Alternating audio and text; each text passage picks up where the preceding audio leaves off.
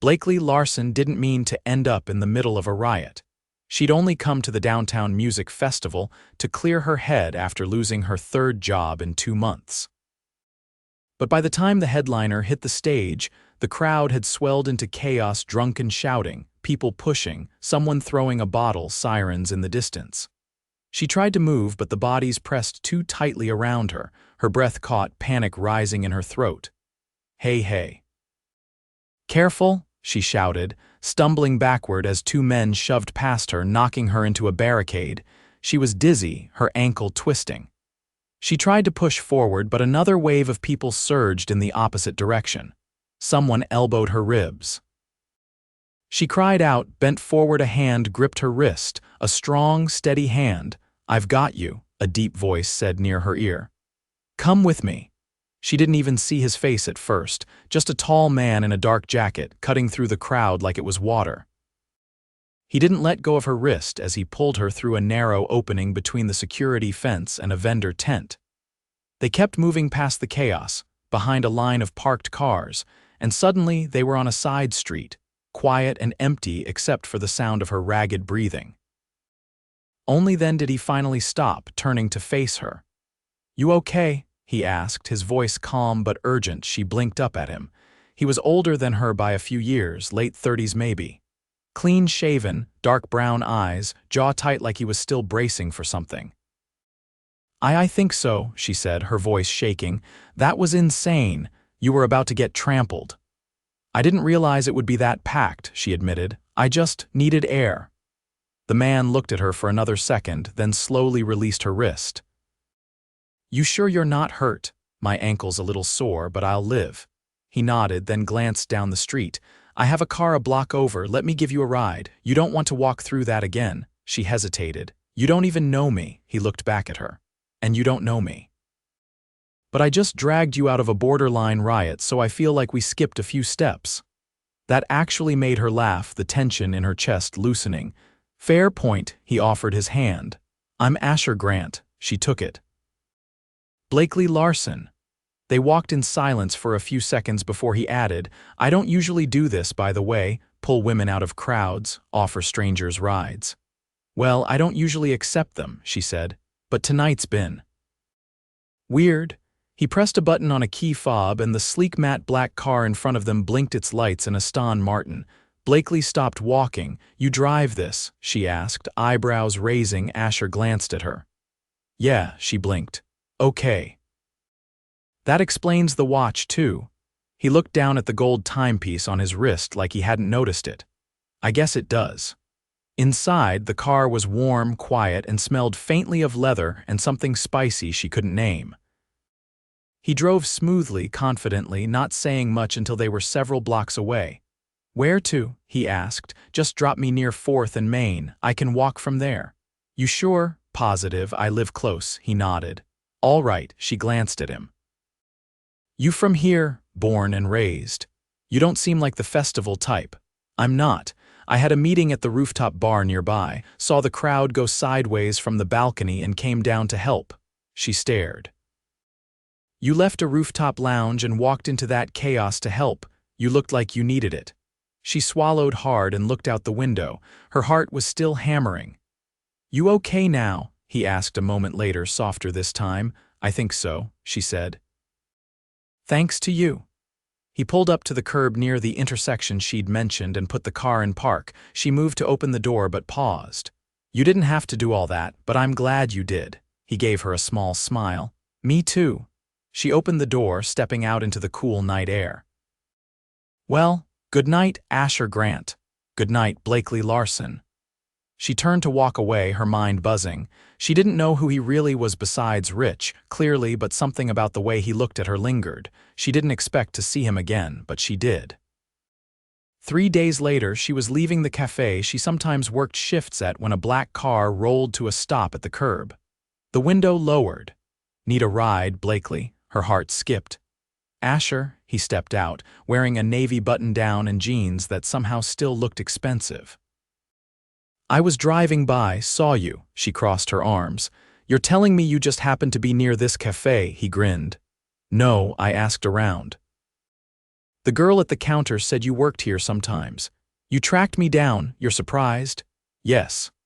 Well, he said, leaning against the car, you've been on my mind. Her mouth went dry. I'd like to take you out to dinner, he said. Somewhere nice, no crowds, no chaos. Just you and me. She stared at him, searching his face. Why me? Because you looked like a storm and a story and a mystery, he said plainly. And I haven't stopped thinking about you since I pulled you out of that crowd. She felt her breath catch again, but not from fear this time. Okay, she said slowly. Dinner, his face lit up.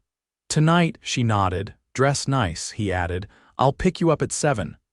And just like that, she was falling into something she hadn't seen coming, something that already felt like it could change everything. Blakely stared at her reflection, unsure how she'd ended up in a gown that probably cost more than her last 6 paychecks combined. The boutique had been waiting for her. An attendant opened the door before she knocked, already holding a garment bag with her name on it. She hadn't told Asher her size. She hadn't even mentioned a dress. But when he'd said, dress nice, he must have meant, I've already arranged everything. She'd nearly walked away until she ran her fingers across the fabric. Silk, deep burgundy, cut in a way that made her feel like she'd stepped into someone else's life. Someone who didn't live in a studio apartment with a faulty heater and a cracked mirror. Someone who didn't spend nights calculating which bills could wait another week. When the car pulled up exactly at 7, she opened the door to find Asher standing beside it, holding an umbrella against the soft drizzle that had started falling. He didn't comment on her dress. He didn't need to. The way his eyes swept over her slow, measured, and reverent said enough. The drive took them into the hills, not the tourist-packed overlooks or the trendy restaurants that boasted skyline views. Higher, quieter, past a wrought iron gate and up a winding private road lined with flame trees. The house didn't reveal itself until the final turn, modern, sprawling, with glass walls and a flicker of firelight visible from inside. You live here? Blakely asked, stepping out of the car as the rain slowed to a mist. No, Asher said, offering his arm. I keep it for nights when I want privacy, she paused. So you have multiple homes? He didn't answer. He just opened the front door. Inside, the house was warm and glowing. A fire blazed in the sunken living room and music played softly from hidden speakers. A table had been set near the glass wall with a view of the lights below. 2-place settings, candles, a bottle of something chilled in a silver bucket. You planned all this? She asked. I didn't want distractions, Asher replied. No menus, no waiters. Just you. She sat down slowly, her fingers brushing the edge of the linen napkin. I'm not used to this. Good, he said. I don't want usual. Dinner arrived delivered by a discreet chef who vanished after explaining the course. Blakely didn't recognize half the ingredients, but she didn't care. The food was exquisite, but it wasn't what held her attention. It was the way Asher watched her, not possessive, not calculating, just curious. You said you were at a meeting that night, she said, setting down her fork. What do you do exactly? He poured a second glass of wine before answering. I run a private acquisitions firm. That's vague. It's supposed to be, she tilted her head. So you buy companies? Sometimes I save them, sometimes I dismantle them. It depends. Sounds like you hold a lot of power, he shrugged. Only if people let me. She leaned back in her chair. What made you come down from that balcony? His gaze didn't waver. That's a lot of risk for a stranger. You didn't feel like a stranger. She looked away, her pulse suddenly louder in her ears. I'm not someone who fits into this world. You don't have to fit, he said quietly. You just have to be willing to step inside. She folded her hands in her lap. Why me, Asher? Out of everyone you could be with people who already come from this, why chase someone figuring out how to pay for groceries next week? He didn't answer right away. Then finally, because you didn't ask for anything, she frowned. What do you mean? Every woman I've ever dated came with expectations. They wanted the lifestyle, the access. You didn't even ask for my number. You just walked away. I didn't think I'd see you again. And I couldn't stop thinking about seeing you again. Silence stretched between them, heavy but not uncomfortable. Her eyes dropped to the flicker of candlelight reflecting in her glass. "I used to want this kind of life," she said. "When I was a kid, I thought money fixed everything. And now I know it doesn't fix people." He leaned forward. "Neither do I." The second course arrived, something delicate and plated like artwork. She picked at it, her appetite dulled by the weight of the conversation. "You always this intense?" she asked. He smiled for the first time all night. "Only when it matters." After dinner, he led her through the house. The walls were lined with abstract paintings, the kind that made her tilt her head and wonder if she was missing something. One room was filled with books, floor-to-ceiling shelves and a ladder on a track. "You read all these?" she asked, running her finger along a spine. "Most. The rest I keep for the way they feel when I open them." He didn't touch her once, not her hand, not her waist. But every glance felt intimate. When they reached the back terrace, the rain had stopped. The city stretched below, glittering like another universe. He poured 2 more glasses of wine and passed her one. "I know this is sudden," he said. She raised an eyebrow. "You think, but I don't do things halfway, Blakely. When I want someone, I don't wait." She turned slowly to face him. "And what exactly do you want?" He didn't flinch. Her breath caught. "I don't know what this is yet," he continued, "but I know I want to find out. And I want to do it without pretending either of us is someone we're not." She searched his face. "You think I'm going to fall into your life just like that?" "I don't want you to fall," he said. "I want you to choose." The wind picked up, cool against her skin. She took a sip of wine, her thoughts tangled and sharp. "I'm not a project, Asher, and I'm not a risk. I know. And I won't be kept." He stepped closer. "I don't want to keep you, I want to know you." Blakely stared at him, heart pounding. She didn't trust easily. She'd learned not to. But as he stood there, quiet and steady, offering nothing but honesty, she found herself wanting to believe him. Maybe just for one more night. Maybe for longer. She didn't answer with words. She just leaned in and kissed him. Blakely didn't expect to wake up in her own bed the next morning. She remembered the kiss, the way Asher's hands stayed respectful, but his mouth told another story entirely. She remembered the way he'd looked at her afterward, like he wasn't sure whether to say something or not. Then he'd driven her home, walked her to the door, and left with a quiet good night that didn't try to ask for more. She hadn't slept much. Her mind kept circling back to that look in his eyes, focused, unreadable, like he was holding back something big. Something he wasn't ready to say. By the time the sun rose, she was already dressed and pacing her apartment, trying to distract herself with everything from dishes to emails. She didn't hear from him all day. Not a call, not a knock, not even a surprise appearance like before. It shouldn't have bothered her, but it did. That night, she took the long way home from a shift at the bookstore, cutting through the narrow residential streets 2 blocks east. She didn't expect to see the black car parked under the flickering streetlight. She stopped walking. Asher stepped out, his jacket unbuttoned, face unreadable. "You disappeared," she said before he could speak. "I didn't want to crowd you. You don't strike me as someone who hesitates." "I don't," he said, "but you're not something I want to rush." Blakely folded her arms. "Then why are you here now?" He stepped closer, hands in his coat pockets. "Because I told myself I'd wait, and then I realized I've never been good at lying to myself." She stared at him, trying to piece together what this was. This wasn't a man looking for a fling. He wasn't playing any game she recognized. He looked conflicted. As if he wanted something he didn't know how to ask for.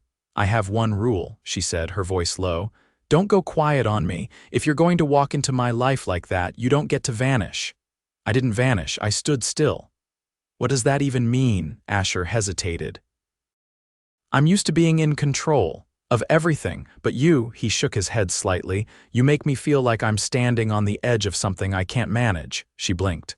"That's not my problem to solve." "I know." "I'm not asking you to solve it." Blakely exhaled slowly, the night air sharp against her skin. "Then what are you asking?" He met her eyes. "Time, not to figure out if I want this, I already know I do, but to make sure I'm not dragging you into something you'll hate." She narrowed her eyes. "What exactly would I hate?" "I work in a world where people trade loyalty like currency, where secrets never stay buried and everyone has an angle. I've kept you separate from that, but I don't know how long I can. Blakely stepped forward, closing the space between them. Then tell me the truth now. What are you hiding? He looked at her for a long beat, then said, My family owns a controlling stake in Wexler Holdings. Her stomach dropped. You mean the company that just bought out half the media outlets downtown? Yes. They're being investigated for illegal acquisitions. I know, she stepped back, and you're involved. My father was. I cut ties with the board last year. I've been trying to clean up the mess he left before it gets worse. Blakely's mind raced. Why didn't you say that from the start? I didn't want you to look at me and see a headline. She crossed her arms, her pulse thudding in her neck. You think I'm that shallow? No, he said quickly. I think you're the opposite, and I wasn't ready for what it meant if you walked away. She didn't respond immediately. The silence between them stretched. Finally, she said, I can handle the truth, Asher. What I won't deal with is someone deciding for me what I can or can't handle. He nodded once. Fair. She turned to leave, then paused. I'll see you tomorrow if you show up. I will. The next day he did, but not in a way she expected. When she arrived at the bookstore, the front windows were covered in brown paper. A handwritten sign taped to the glass read, Closed for private event. She pushed the door open to find the lights low and the shelves glowing with candles. At the center of the store stood Asher, dressed in a charcoal coat, holding a bouquet of wildflowers, not roses, not orchids, just simple, imperfect blooms. I bought out the afternoon, he said, so no one would interrupt. She stared at him. You bought out the whole store? Yes. Why? Because you said you wouldn't deal with someone deciding for you, so I'm not. I'm here, and I'm asking. He stepped closer, holding out the flowers. I want to know you, the parts you don't show most people, the parts that scare you. I want to see what your world looks like. She took the flowers, her throat tightening. You're either very brave or very stupid. Possibly both, she laughed, the sound catching in her chest. They sat between the shelves, legs crossed on the floor, surrounded by the scent of aged paper and melting wax. He asked questions no one had ever asked, not about her resume or her goals, but about what music she played when she was alone, what memory she returned to when she couldn't sleep, what she believed happened after people died. She asked about his childhood. He told her about the first time he realized his last name changed how people treated him, about the deal he'd made with himself at 20 to never become the man his father had been. Blakely didn't move when the sunlight began to fade through the high windows. He didn't try to kiss her again. He just looked at her like she was the only thing in the room that mattered, and for the first time in years, she didn't feel like she had to protect anything. Not her history. Not her flaws. Not the fragile pieces she usually kept buried, because with Asher, she wasn't being pursued. She was being seen. Blakely stepped into the quiet of the rooftop garden, her heels clicking softly against the stone tiles. She hadn't expected this, an invitation to one of the most exclusive charity galas in the city, hosted by the Grant Foundation itself. But what she hadn't expected even more was that Asher would want her there, not as a date, not as a guest, but as a partner. Publicly, without conditions. The garden was suspended above the glittering skyline, secluded from the main event below where donors and socialites mingled in gowns and tuxedos. Up here, it was just them. He turned when he heard her approach, his profile catching the light from the antique lanterns lining the railing. He didn't rush toward her, but his posture shifted, as if something inside him settled the moment she appeared. You came, he said. You sent a handwritten note, she replied, raising an eyebrow. Who does that anymore? I didn't want to leave anything to interpretation. Blakely closed the distance between them, eyeing the city behind him. You really do live above it all, don't you? I used to think that was the goal, he said. Now I'm not so sure. She folded her arms, not to guard herself, but to steady the rush of feeling that came from seeing him again in this space, his space where everything gleamed and nothing felt accidental. Why did you bring me here? Because this is the first time I'm letting someone see all of it, Asher said. Not just the polished version, the real one. She tilted her head. And what does that mean exactly? He ran a hand through his hair, uncharacteristically uncertain. This isn't just a gala. Tonight's about announcing the new structure of the foundation. The old board's stepping down. I'm taking full control. Blakely blinked. You're cutting your father out. I already did, but this makes it permanent, public. It also means everything I've worked for is under scrutiny again. And you're bringing me into that fire. I'm asking you to walk through it with me, on your terms. Her voice lowered. You know I don't care about the headlines. I know. That's why I care about yours. Blakely looked away, her eyes tracing the distant outline of the river. I've spent most of my life trying not to need anyone. When things fell apart, I taught myself how to stand up alone. You shouldn't have had to, but I did, and I don't regret it. What I do regret is thinking that needing someone really needing them meant I was weak. Asher didn't interrupt. He waited. I need you, Asher, she said softly. Not because of this world, not because you pulled me out of that crowd or because you showed up with flowers and empty bookstores. I need you because when I'm with you, I don't feel like I'm surviving anymore. I feel like I'm living. Something in his expression broke open. I didn't plan for you, he said, stepping closer. I didn't have a strategy for this. But the moment I really saw you, I knew I couldn't go back to anything that came before, she nodded. Then stop holding back. He reached into his jacket and pulled out a small, velvet box. He didn't open it, he just held it between them. This isn't a proposal, not yet, it's a promise. That I'm not going anywhere. That I'm not going to vanish when things get hard or when the world starts whispering your name like it doesn't belong next to mine. Blakely's breath caught. I want to build something with you, he continued. Not in spite of where you come from, but because of it. Because you remind me that power means nothing without purpose, and that love isn't about saving someone, it's about standing beside them. She took the box from his hand, her fingers brushing his. I don't want a perfect life, Asher. I want a real one. With all the mess, the risk, the unknowns. Then let's make it real. They didn't kiss, not then. Not yet. They just stood there, the city at their feet, the future wide open. Later that evening, as they descended the grand staircase into the ballroom below, all eyes turned. Asher didn't flinch. He took her hand, laced their fingers together, and led her to the center of the room. Someone began clapping. Then others joined, but Blakely didn't hear them, she only saw him. And in that moment, surrounded by wealth, power, and a world she never thought she'd belong in, she realized she didn't have to belong to it. She only had to belong to herself. And to the man who had pulled her out of a dangerous crowd, not knowing he'd want to stay close forever, he stayed. Not because he had to, but because he couldn't imagine his life any other way. The following week brought a change in rhythm neither of them expected. Blakely had returned to work at the community center she volunteered at when she could a place tucked between two aging apartment buildings on the east side, where kids came after school to escape the noise of the world. She hadn't brought Asher there yet. Something about it felt too personal, too separate from the polished world he lived in. But when he showed up unannounced at closing time, holding 2 coffees and wearing a navy sweater that made him look far too out of place among the peeling paint and dented lockers, she didn't send him away. I figured you might still be here, he said, handing her a cup.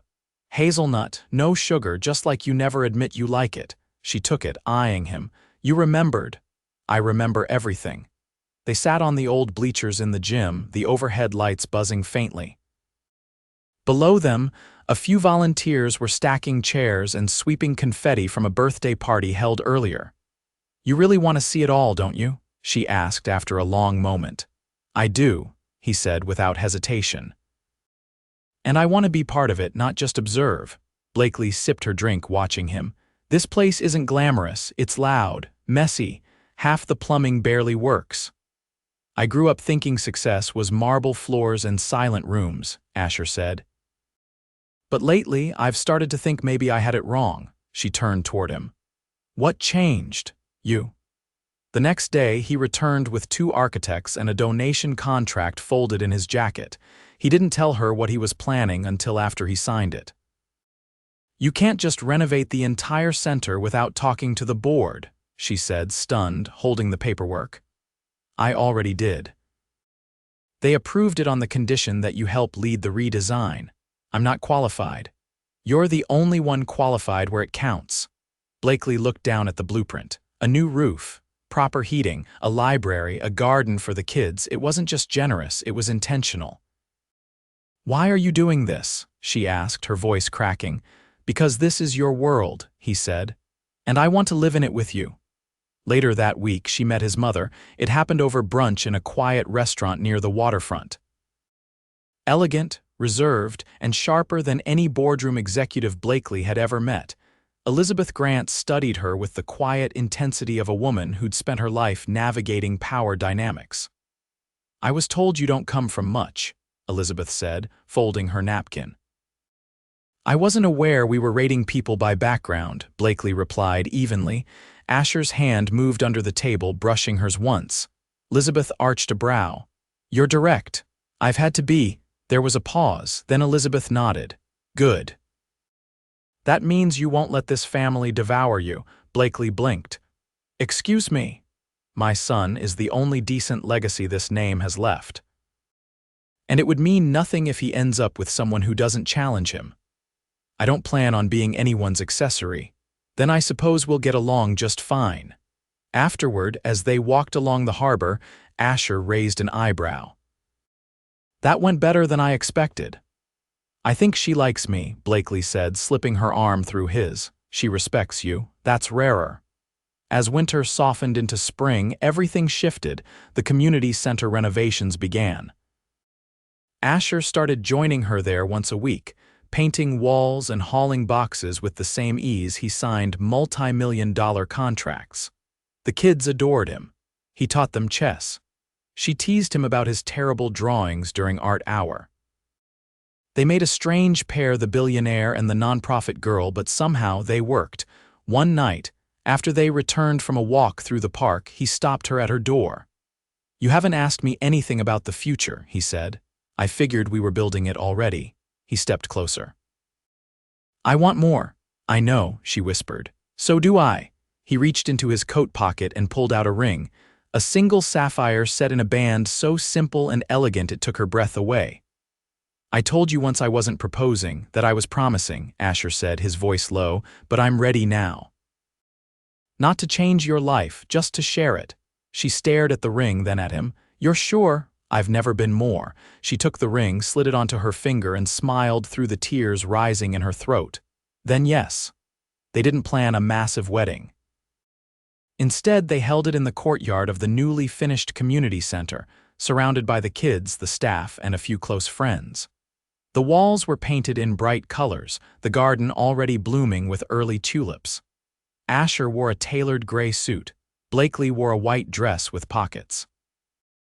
The ceremony was short. The vows were real. And when they kissed, the entire crowd erupted in cheers and laughter. Afterward, they danced barefoot under string lights while the kids ran around throwing petals and the volunteers served lemonade in paper cups. Asher twirled her once and whispered, "This is the life I never knew I needed." Blakely leaned in, her forehead against his, "And it's only the beginning." They didn't need a palace, they had each other, and that was everything.